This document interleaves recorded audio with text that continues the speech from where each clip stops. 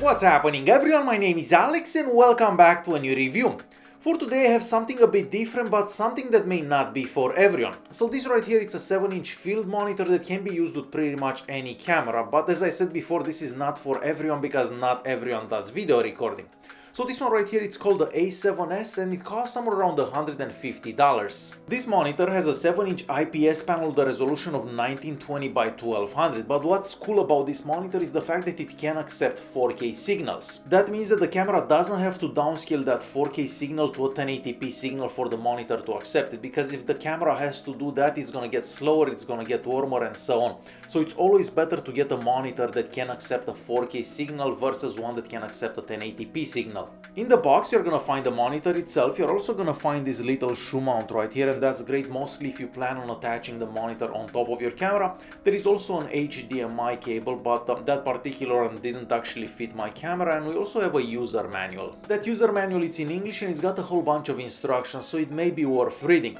And aside from that, we're gonna find the mounting plate for an NPF 970 battery. So you can use this with a battery like this, or you can use it plugged into a power source, because we have a power adapter right here, but unfortunately we don't get the power adapter in the box, so you're gonna have to buy one separately. The monitor itself, it's made out of plastic, but it comes covered with this silicone case, and to this silicone case you can actually attach a sun hood, and I forgot to mention that that comes in the box as well. But if you don't like this silicone case, you can actually remove it from the monitor. On top of the monitor we have a screw hole, we also have the power button, a couple of function buttons, the exit button, and lastly the menu button, and that's also a scrolling wheel, but it's not the best scrolling wheel in the world. On the right hand side we have the audio out, and that's great mostly if you have a camera that doesn't have an audio jack. So for example, my Sony a6500 doesn't have an audio jack, but you can plug in some headphones right to the monitor, and this way you can just monitor the sound. Aside from that, we have a HDMI in, a HDMI out, and the port for the power adapter. The HDMI out, it's also great mostly if you're planning to use a second monitor. So let's say that you're shooting something for a client, you can plug in another monitor and let the client see whatever you're filming as well. And going back to the monitor itself, at the bottom we have another screw hole, so in case you need to place this on a tripod, nothing on the left, and that's pretty much all regarding the physical aspect of the monitor. The screen itself, it's an IPS panel, it has great viewing angle, so you can basically see it no matter how you look at it. The brightness, it's also great, and mostly if you use that sunshade that comes in the box, you can see it outside without any issues.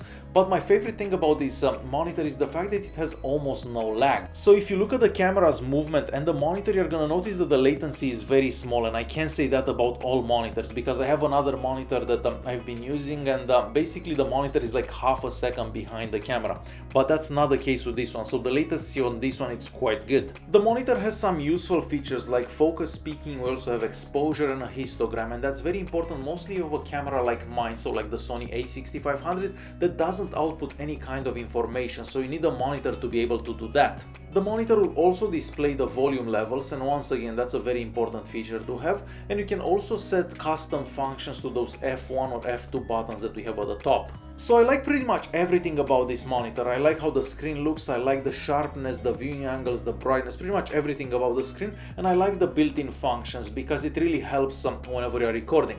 Now I wish the monitor would have an on-off button. We actually have a power button on top here, but the monitor actually stays on even when it's off. So if you leave the battery overnight, by the time you actually come to use the monitor again, well, the battery's all gone.